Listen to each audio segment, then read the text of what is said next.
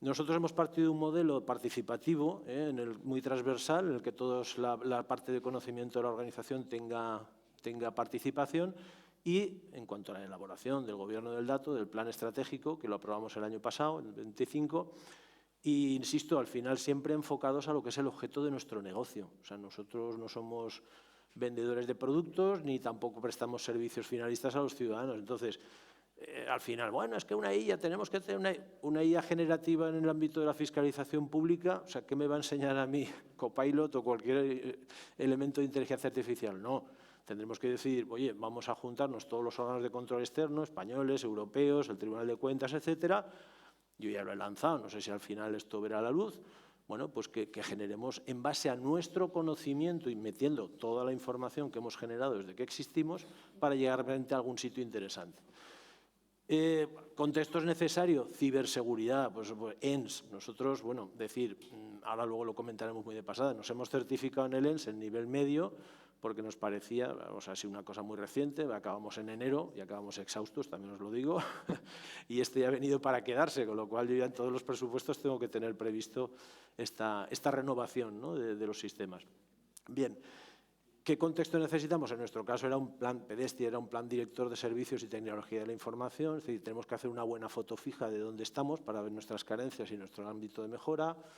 Hicimos unas normas de política de seguridad, unas normas de uso NUSIA de inteligencia artificial, como algunos otros compañeros han comentado, y también el plan de acción de adecuación al ENS, el PAENS, y el NIS2, porque aún estábamos implementando medidas del plan de acción de cara a certificarnos cuando salieron las normas europeas, esas que conocéis, las NIS2. Claro, pues las hemos incorporado, aunque el Reino de España todavía no ha traspuesto todo lo que tiene que hacer. Pero si ese es el camino, pues cuanto antes empecemos mejor, ¿no? Y luego una política de gestión documental, que realmente fue el primer, digamos, hito que planteamos cuando hicimos administración electrónica, que es una cosa pues de hace apenas 8 o 10 años, la gestión interna, ¿vale?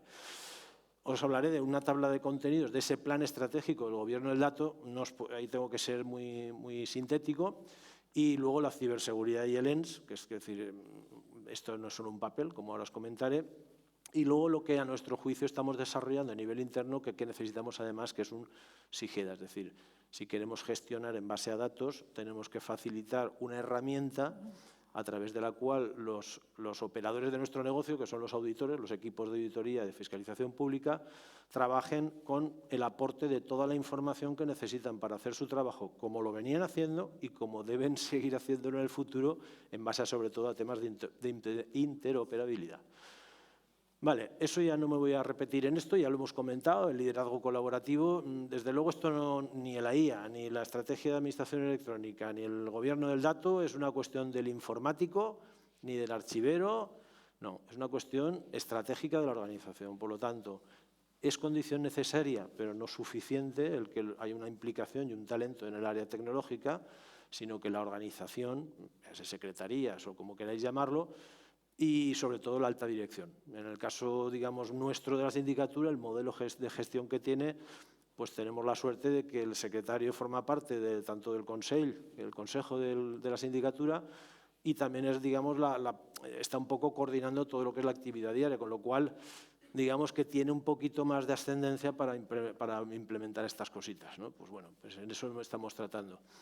Y tampoco quiero dejar pasar que también, vamos al final, esto no es solo cuestión de capítulo 1, ¿vale? Que sí, que es necesario, ¿vale?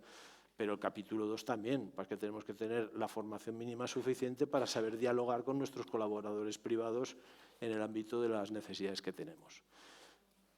Muy telegráficamente, los recorridos a mi juicio, o nuestro juicio, cuando digo a mío, es que esto ha sido elaboración de mucho trabajo en la casa y de no pegarnos no pocos palos.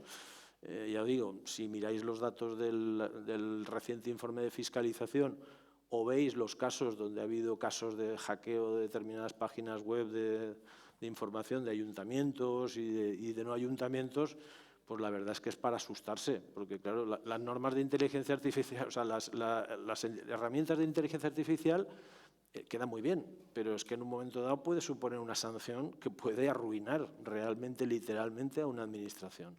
Y esto es así, esto no estamos hablando. Entrar en la Agencia de Protección de Datos, que por cierto, Hay modelos trabajados de cómo se deben hacer las cosas. Ahora ha sacado recientemente una guía muy interesante, la Agencia de Protección de Datos, de cómo hacer uso. Y, ojo, siempre al final dice, bueno, todo esto vamos a trabajar, resumiendo mucho, al final vamos a hacerlo así, de manera que al final la IA nos va a dar un borrador.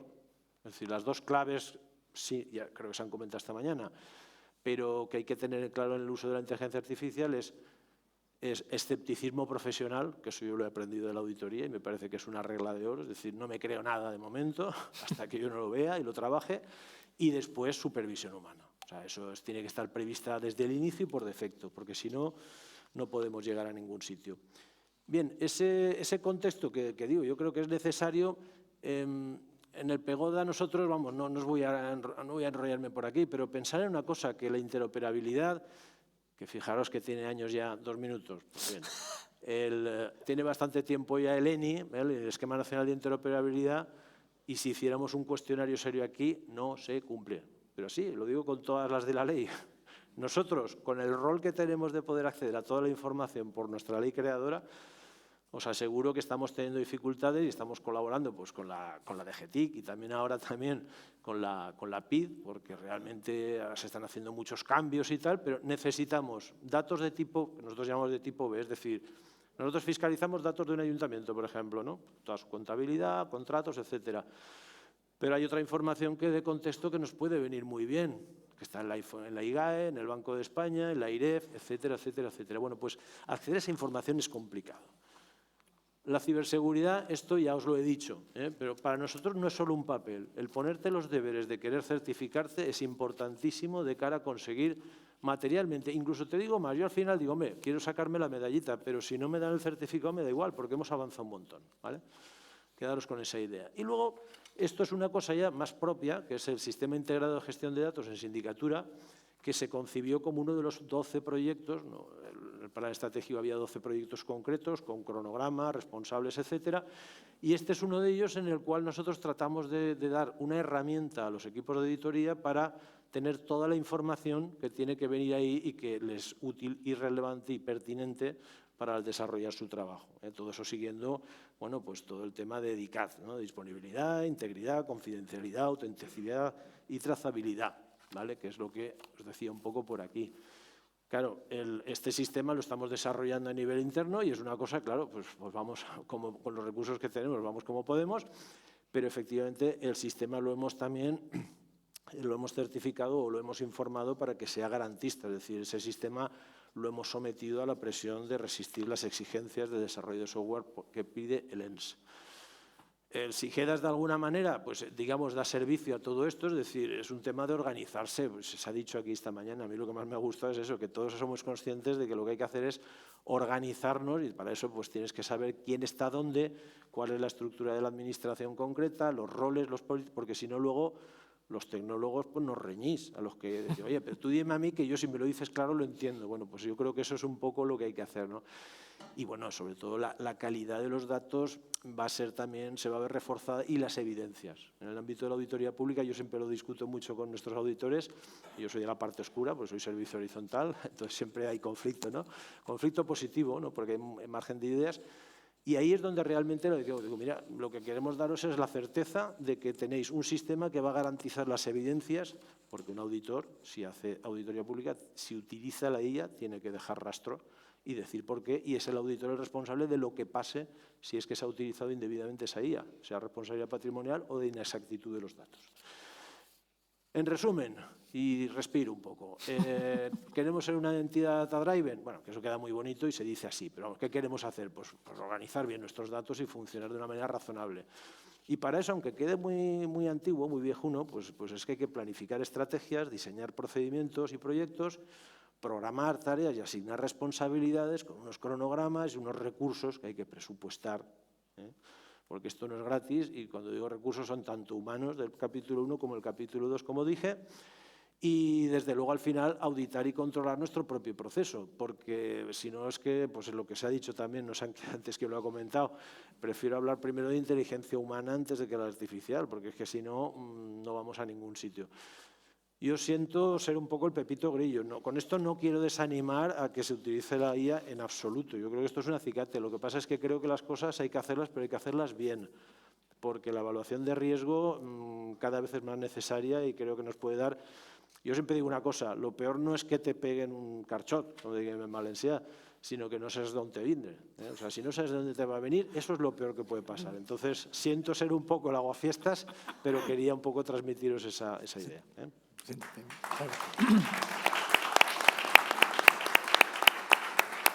Lorenzo, nos has hablado has sido el Pepito Grillo, nos has hablado del marco necesario referido a la ciberseguridad, a la gobernanza de datos, para minimizar los riesgos en la adopción de la IA, pero yo te voy a llevar a mi terreno, que es a lo que hemos venido aquí. Muy bien. Y quiero que nos cuentes o que nos apuntes cómo estáis aterrizando en sindicatura, concretamente en la auditoría pública, que es algo tan importante, las experiencias con IA y sobre todo en la gestión documental. Sí, bueno, pues mira, en el ámbito un poco que hemos comentado antes del plan estratégico del Pegoda, teníamos una serie de proyectos, uno de ellos era el testar diversas herramientas de inteligencia artificial. Cuando digo testar, tenemos un procedimiento establecido y acotado, supervisado por el Comité de Seguridad, que en nuestro caso se llama la Comisión de Informática, Gestión de la CIGSI, de Sistemas de Información. Entonces, al final, es un procedimiento que se hace, las pruebas en piloto, en un ámbito totalmente cerrado y controlado, que nos habilita el Servicio de Sistemas y del cual luego se reporta a esa comisión interdisciplinar con conocimiento de toda la casa. En función de lo que hay ahí, se dice esto va para adelante, esto no va para adelante. Y luego, en concreto, ahora tenemos dos cosas en cartera bastante ilusionantes, que pueden ser muy modestas, porque yo no hablo ni siquiera de inteligencia artificial, hablo casi que de automatización o de ayuda. Es decir, yo discrepando de alguien, no sé quién lo ha comentado antes, que decía que no es una herramienta, yo todavía desde mi perspectiva de negocio lo consideramos que debe ser una herramienta. Entonces, por ejemplo, tenemos un proyecto ahora a punto de lanzar para trabajar el tema de algo tan sencillo como en un plan de digitalización masiva, digitalización segura de documentos, de toda nuestra parte de archivo histórico que tenemos archivo histórico, pero que tiene datos muy importantes, incluso nuestros propios informes de toda la generación, decirme a mí si eso no tiene valor. Todos los informes que ha hecho la sindicatura desde su creación en los 90, pues que por cierto hizo 41 años ayer de la creación de la ley, pues decirme si no tiene eso valor. Y eso es lo que nos permitirá después avanzar a un posible uso de IA generativa. Y luego, muy concretamente, PDFs. Pues los PDFs yo lo que quiero es, si voy a hacer digitalización segura con sello de órgano para convertir en electrónico, por favor, que no se escanee de cualquier manera, porque eso no vale para nada. Ya que hacemos el esfuerzo, hagámoslo bien, con unos metadatos mínimos que se adapten a nuestro cuadro de clasificación, que probablemente tenemos que revisar. Por aquí tengo al archivero que ya hará lo que tenga que hacer, que sabe mucho de esto. Y bueno, y a partir de ahí eso que te permita entroncar, esa es la idea, que nos permita yo creo que ahí la IA nos podrá ayudar en un proyecto cerrado concreto, porque si al final los PDFs, que también tenemos que fiscalizar, porque cuando se formaliza un contrato es un documento, más allá del dato, bueno, pues si podemos extractar una serie de datos que nos permitan mirarlo, nos podemos tirar un poco hacia adelante. Es un poco así a grandes rasgos, o sea que no son grandes novedades, pero sí que tenemos claro hacia dónde hay que ir. Está claro. Muy bien, ahora vamos con Rafael Berlanga, que es catedrático de lenguajes de sistemas informáticos de la Universidad Jaume I, y nos va a contar cómo han hecho sistemas conversacionales para destinos turísticos y asistencia a la ciudadanía. Bueno, buenas tardes. Voy a presentaros un proyecto que hicimos con la Fundación Valgray y financiado por la Generalitat, donde el objetivo era revitalizar zonas rurales con muy poca capacidad de recursos humanos. Entonces, aquí es un proyecto puro de inteligencia artificial, de cómo llevar la inteligencia artificial a apoyar estos pequeños municipios, a gestionar su información, a publicarla y a dar un servicio a la ciudadanía y al turismo. Entonces, los actores que nos planteamos, en principio, en el proyecto, en primer lugar es el ciudadano, o sea que el ciudadano puede preguntar cosas como qué cosas puede realizar para realizar un trámite, también puede quejarse, reportar incidencias, informarse de cualquier evento o actividad que hay en el ayuntamiento. Luego tenemos al turista, es el segundo actor, que también interacciona con esta plataforma, que se informa, planifica viajes, también se queja si hay algún problema, reporta incidencias si las hay. Luego tenemos otro actor muy principal que en otros proyectos similares no se ha tenido en cuenta, que es la propia participación de las empresas y los comercios que hay en estos municipios, ¿no? Aquí son actores principalmente proactivos, es decir, que lo que hacen es registrarse en la plataforma, promocionan actividades, organizan eventos, etcétera, ¿vale? Y luego tenemos al técnico del ayuntamiento, que normalmente es una persona o cero, como ha habido en alguno de los pilotos que hemos desarrollado, donde tienen que estar vigilando toda esta información, añadir documentación cuando sea necesario para que la plataforma sea lo más rica posible y proporcione todo este tipo de información que requieren tanto el ciudadano, el turista, como el comercio.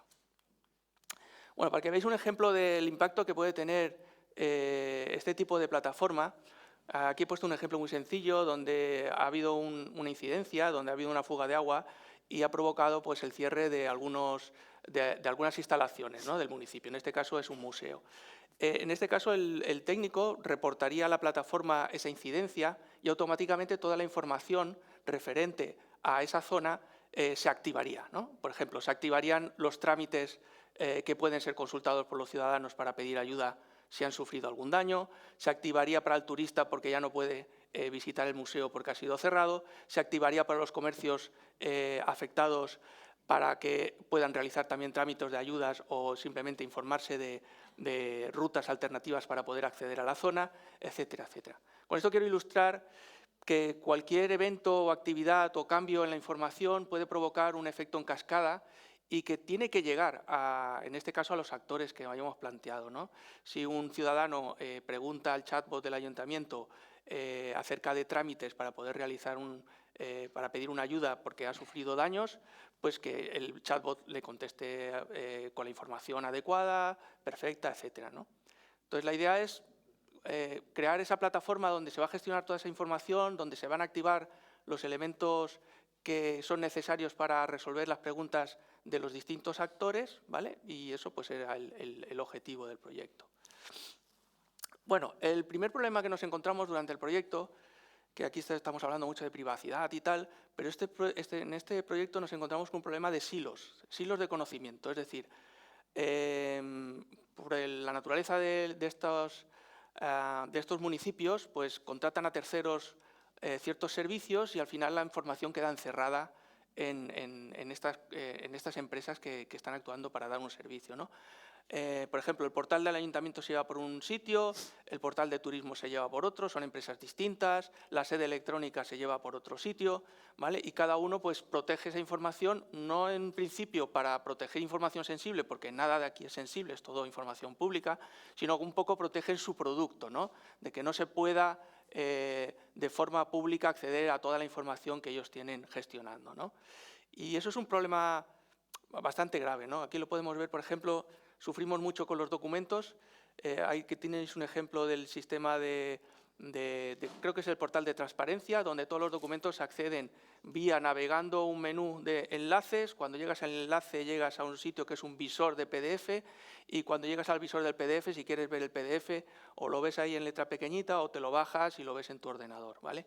Evidentemente esto para un chatbot donde tú estás preguntando por alguna información que te puede ser relevante, como por ejemplo cuánto voy a pagar cuando tenga que retirar el coche por la grúa, pues sea un infierno encontrar esa información. De hecho, es imposible encontrar esa información, ni siquiera por Google, porque estas páginas están protegidas para que los robots no puedan crawlear estos datos y no haya manera posible de poder acceder a esta información. Algo similar pasa con los trámites, algo tan importante como informarse de los trámites. Que tú preguntes al chatbot qué trámite tengo que realizar para pedir una ayuda es prácticamente imposible. Tienes que navegar por 50 menús. Cuando llegas al menú, pues esta no es, porque esta es del 2025. Voy a ver si hay otra más actualizada, ¿vale? Es un absoluto infierno. Tampoco puedes preguntar ni a un chatbot ni a Google, porque esa información también está protegida contra el scrapping, ¿no? De forma automática. Así que ahí nos encontramos unos problemas bastante serios de que la información, a pesar de ser pública, no es accesible. No es accesible en todos los sentidos. No es accesible porque el chatbot no puede acceder a esa información y no es accesible porque muchos de estos elementos no vale para personas con dificultad visual o que tengan algún tipo de problema para poder leer o navegar sobre... Ya no hablo ya de accesibilidad visual, sino simplemente una persona que no tenga muchos conocimientos de informática también se puede volver loco con este tipo de accesos, ¿vale? Muy bien. En el proyecto Revitalia lo que hicimos es trabajar con 3 ayuntamientos, Ademuz con 1.000 habitantes, Ayora con 5.000, Alcácer con 10.000, que es el municipio más grande que trabajamos, y ellos nos aportaron toda la información que hacía falta. Por ejemplo, la base documental nos la pasaron en un zip todos los PDFs y ahí que lo metimos, ¿vale? Porque no había manera física de poder trabajar con todos esos. Entonces, lo que hicimos nosotros es una plataforma 100% agéntica, donde todos son procesos automáticos, donde los técnicos van metiendo la información en esta plataforma, se activan los flujos correspondientes para procesar la información, sacar los metadatos, limpiar los contenidos. Mucha de la información viene de la web, con lo cual pues, directamente se captura de la web y se mete en la plataforma. Y el objetivo es eso, que hayan tanto chatbots públicos para ciudadanos y turistas y chatbots para los técnicos, para que puedan manejar la información, sepan lo que hay almacenado, etc. La piedra angular de todo esto es una gran base de conocimiento, de hecho es un grafo enorme de conocimiento donde están todos los documentos indexados y toda la información enlazada, ¿vale? Esto es el nivel 5 de Tim Berners-Lee, de que dice que los mejores datos para procesar, la mejor información para procesar es aquella que está totalmente enlazada, ¿no? Que eso lo vemos poco en las administraciones públicas. Bueno, entonces lo que tenemos, ahí tenéis un ejemplo está en la base de conocimiento del Ayuntamiento de Alcácer, donde están todos los elementos conectados. Entonces, cosas como preguntar, por ejemplo, si hay servicio de ordenadores en la biblioteca, él es capaz de encontrar que la entidad que tú estás preguntando es la biblioteca, todo eso es automático, ¿vale? Y ahí encuentra todos los elementos que están relacionados con la biblioteca y efectivamente encuentra que hay un trocito de texto en algún sitio donde indica que efectivamente hay servicio de ordenadores, ¿vale? Eso sin este grafo sería imposible prácticamente de encontrar este tipo de información, ¿no? O qué trámites debo de hacer para poner un puesto en el mercadillo, eso también la responde bastante bien y aquí no busca en la web ni busca porque está cerrada esa información y ahí hicimos un truquillo que es ir por el ministerio donde están publicados de forma pública todos los trámites de todos los ayuntamientos, nos lo bajamos y ahí sí que podemos hacer este tipo de consulta. La pena es que haya que hacer ese tipo de truquitos, ¿no? Que el ayuntamiento mismo no podía hacer eso tampoco. O sea, le dimos nosotros la solución, le dijimos, mira, es que esa información es pública y tiene que estar por regulación en algún sitio. Y efectivamente estaba en el ministerio, donde tú pones el ayuntamiento y te puedes bajar todos los trámites en un CSV y ya lo puedes inyectar en la aplicación.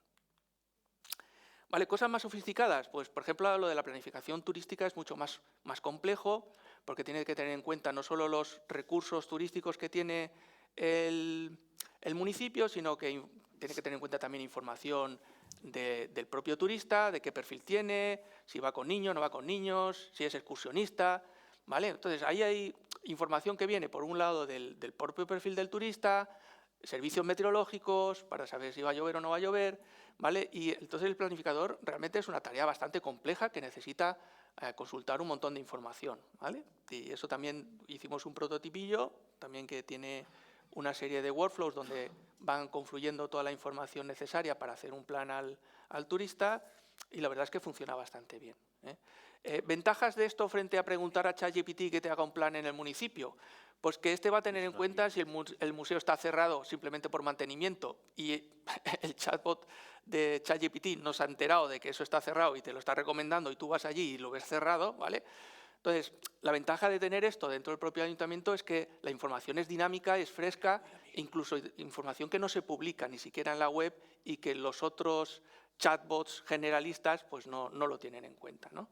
O sea, quiero decir, esto es como la gobernanza, ¿no? O sea, nosotros tenemos el chatbot, nosotros lo podemos gobernar, nosotros le podemos dar la información que queramos y estamos dando un servicio, ¿vale? Con una IA, en este caso es una IA local.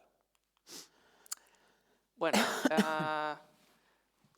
el siguiente nivel es que toda esta plataforma sirva de base para estos agentes que son más potentes y que pueden razonar, etcétera, ¿vale? Hay un protocolo que se llama MCP que te permite que la propia plataforma sirva de herramienta para tus agentes favoritos, ¿no? O sea, yo estoy trabajando dentro de mi administración con Gemini, pues puedo conectarme a esta plataforma y saber todo el contenido que hay. O sea, le permito a Gemini que juegue con todo el contenido de mi plataforma, ¿vale? A través de un conector MCP. Es decir, puede consultar los recursos turísticos que hay, los que tienen incidencias, etcétera, etcétera, de una forma mucho más avanzada que un chatbot local, ¿no? Y nada, esto es lo que os quería contar. Aquí, principalmente, la problemática que trabajamos es cómo ir juntando la información que es relevante entre sí, o sea, creando ese grafo general,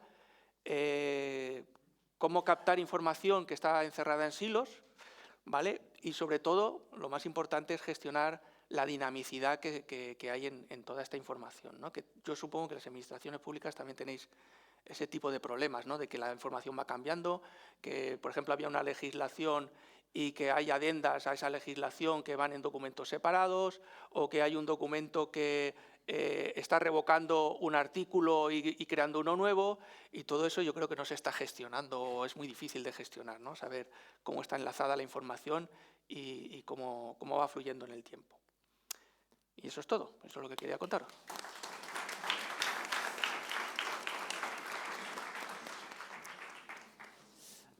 Bueno, mantener o gestionar esta información, que además, como has dicho tú, es muy dinámica, en estos escenarios, además, debe ser bastante complejo. ¿Cómo lo estáis haciendo?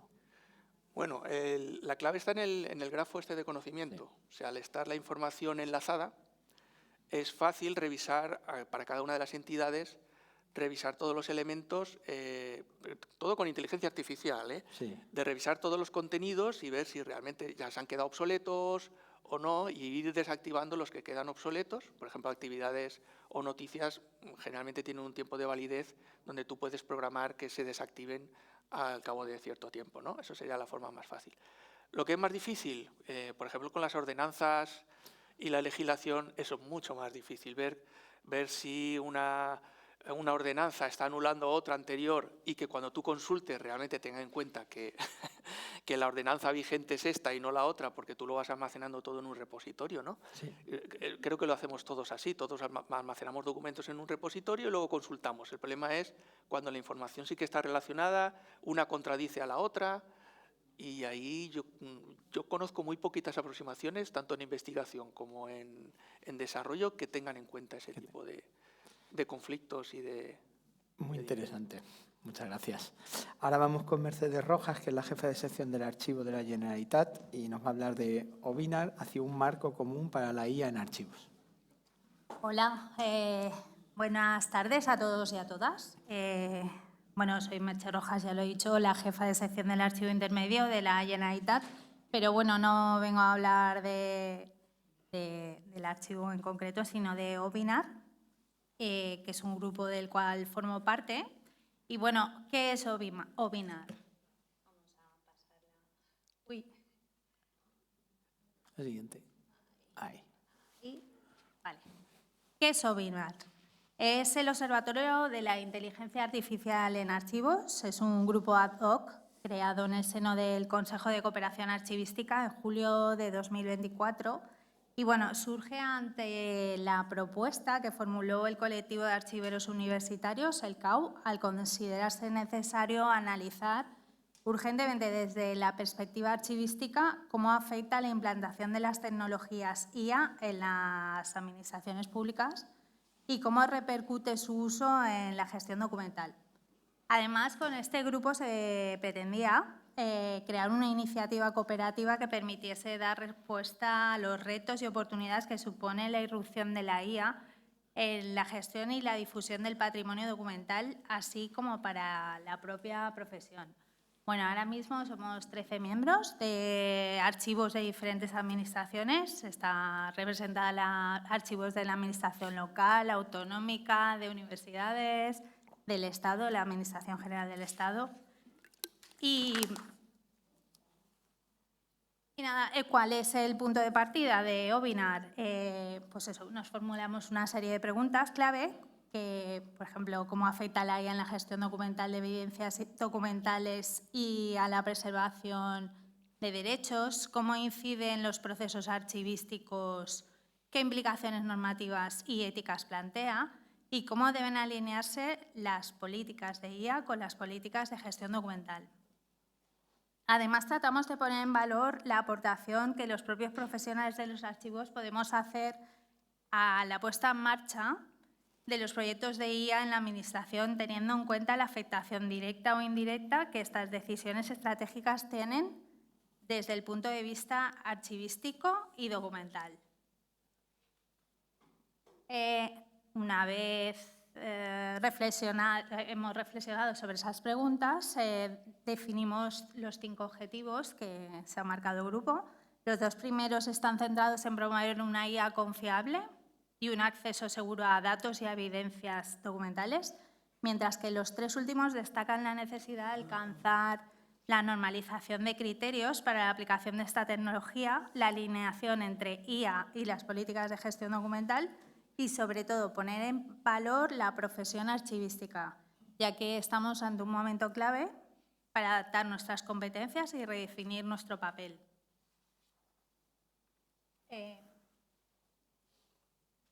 Tenemos en el grupo, en el observatorio, 5 líneas de trabajo. Se crearon la línea 1 para analizar las disposiciones legales, normas y reglamentos de carácter nacional e internacional en relación con la IA.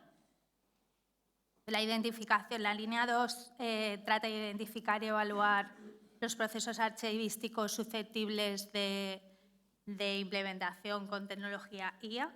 A este grupo pertenezco yo. Y también busca la creación de una base de datos para el registro de experiencias que van apareciendo en IA relacionadas con gestión documental y archivos. La línea 3 es el análisis, en la formación y competencias profesionales, trata sobre el análisis de las necesidades de formación para la actualización de los conocimientos del personal archivero, así como la definición de los nuevos perfiles y competencias requeridos para el diseño posterior de programas formativos de capacitación específicos. La línea 4 es cooperación y relaciones institucionales. Y la línea 5 parte de una base de datos que se elaboró durante la fase de estudio y autoformación, que denominamos la fase 0, y conforma un corpus de recursos informativos que pretendemos que siga nutriéndose con más recursos conforme vayan apareciendo para elaborar un repositorio sobre IA y archivos y que pueda ser de consulta pública para todo el mundo y estará disponible en la web del Consejo de Cooperación Archivística.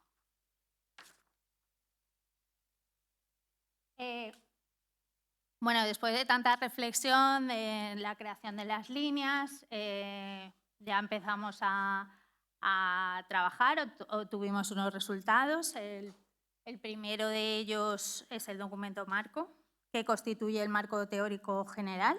Es nuestro documento de referencia en OBIMNAT y ha sido consensuado por todos los miembros. Durante su elaboración nos vimos obligados a acotar el conocimiento, clasificar contextos y tipos de IA y además de incluir un glosario de definiciones.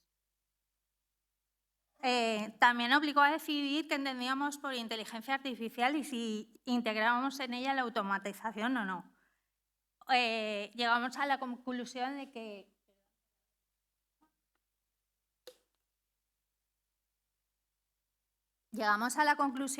que la IA y la automatización son conceptualmente 2 tecnologías diferentes y se sitúan a distinto nivel, dado que la IA no se limita a la realización de tareas repetitivas y sí que pretende incorporar el valor añadido en las capacidades intelectuales de los humanos. Otro resultado es la guía de buenas prácticas. Este es fundamental, es fruto de un análisis teórico y normativo pormenorizado. Tiene un extenso apartado dedicado a la prevención de riesgos y se quiere abordar aspectos como la conveniencia de la elaboración de planes de prevención y contingencia o la evaluación de impacto algorítmico en nuestras organizaciones. el modelo de política de la IA, esto es un esbozo, todavía no está completado, se desarrollará plenamente en la fase 2 de Opinar, que es la que hemos iniciado este año, en el 2026, y bueno, esboza las bases de un marco normativo, técnico, ético, para la gestión eficiente y transparente y segura de documentos y expedientes electrónicos generados o gestionados mediante tecnologías de IA, en una organización con el fin de garantizar su integridad, autenticidad, accesibilidad y preservación a largo plazo.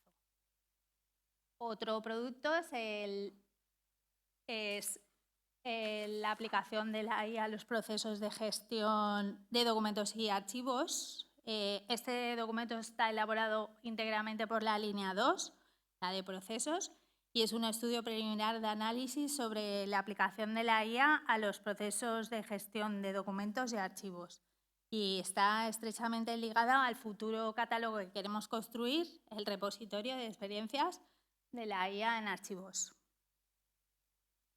También se ha diseñado una antología de proyectos de IA basada en el modelo Record in Context, y el objetivo es estructurar entidades, atributos y relaciones para sostener una aplicación que permita describir y analizar experiencias reales usando tecnologías de web semántica. Para Opinar, la difusión es fundamental. Una vez ya decidimos hacer la comunicación pública de qué consistía el Opinar y sus trabajos. Lo hicimos en el marco incomparable del Congreso Internacional de Archivos, que se celebró en Barcelona en octubre del 25. Y bueno, más recientemente la jornada que se desarrolló en Madrid, con apoyo de la Subdirección General de Archivos Estatales, el 16 de abril. Por último, os quería comentar que en la fase 2 que acabamos de iniciar, ¿cuáles son nuestros objetivos? Pues bueno, la actualización de la guía y desarrollo de los anexos que os hemos comentado, que son muy importantes, el de sostenibilidad, evaluación de impacto algorítmico y planes de preservación y contingencia. Establecer y desarrollar líneas de colaboración con otros grupos de trabajo, empresas y profesionales de distintos ámbitos. Bueno, aquí os he de comentar que estamos colaborando ya con otro grupo que ha creado el Ministerio de Hacienda, también de inteligencia artificial. Y bueno, el tercer avance que queremos realizar es el de desarrollar el modelo de política de gestión de documentos y archivos mediante el uso de la IA. También la publicación de la propuesta del Opinar del esquema de metadatos para el tratamiento de documentos y archivos con sistemas IA. Bueno, la creación de ese repositorio catálogo que os he mencionado antes, de experiencias. Y bueno, la elaboración de una encuesta, que esto está bastante avanzado y pronto la vamos a publicar para que todos podáis participar en este estudio y colaborar en la medida de lo posible con estas experiencias IA y la puesta a disposición del catálogo de experiencias. Y nada, muchísimas gracias por vuestra atención, espero que os haya interesado.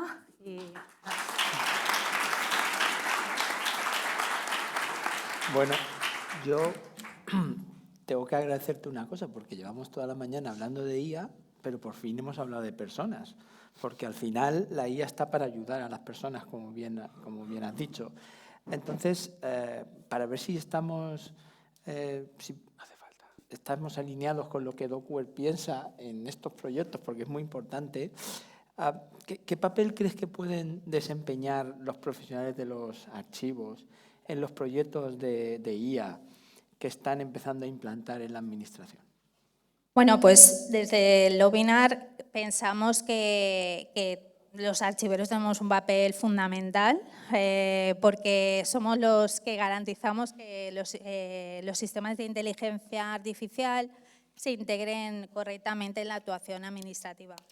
Y bueno, sabéis que intervenimos de manera decisiva en la definición de documentos, datos y registros que deben generarse y conservarse. Y Y cuando se utilizan sistemas IA debemos, pues eso, debemos garantizar también que se siga respetando la autenticidad, la integridad y la trazabilidad de las evidencias. Bueno, además también nosotros contribuimos, somos los profesionales que contribuimos, bueno, uno de ellos a alinear, como he comentado en la presentación, las políticas de gestión de documentos electrónicos, alinear el esquema nacional de interoperabilidad y las NTI, y queremos evitar que la implantación de la IA se haga al margen de estos marcos documentales que ya están consolidados. Y por último, también creemos que nuestra aportación es en la fase de diseño también es necesaria, importante, y en la supervisión de los sistemas. Y para la rendición de cuentas, como estamos comentando, durante toda la jornada y la preservación a largo plazo y que no se vulneren derechos, las evidencias, que son aspectos centrales en la administración pública. Estamos totalmente alineados, pero yo voy más allá. No es que seáis necesarios, es que sois obligatorios en la definición del proyecto. O sea, nosotros cuando empezamos un proyecto de DocWare en cualquier entidad pública o privada, lo primero que hacemos es identificar a los usuarios clave. Y para nosotros, sobre todo en una digitalización de histórico y demás y tal, y de cómo queremos trabajar en el futuro, vosotros sois obligatorios y tenéis que estar ahí. Bueno, espero que os haya gustado lo que habéis visto y muchas gracias.